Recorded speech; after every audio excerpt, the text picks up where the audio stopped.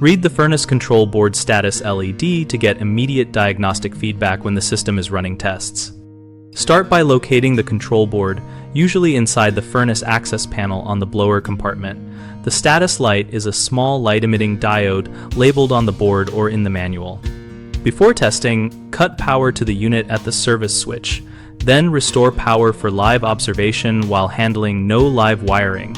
Use a non-contact voltage tester for safety if you must check nearby terminals.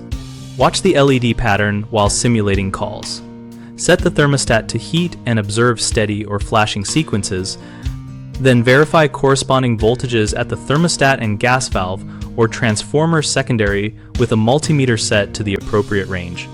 A steady light often indicates normal operation, while specific flash counts map to fault codes listed on the furnace label or manufacturer documentation. Count flashes, note pauses between sequences, and compare precisely to the chart.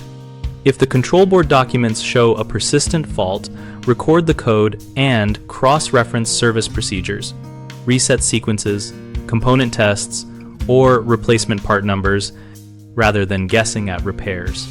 When unsure about a code interpretation, photograph the label and LED pattern and consult the manufacturer technical support or a trained heating, ventilation, and air conditioning technician for confirmation. 3 common mistakes are miscounting flash sequences due to fast flashes, testing with power removed which yields no indication, and assuming identical codes across brands. Fix these by slowing the flash count with a video recording played back in slow motion.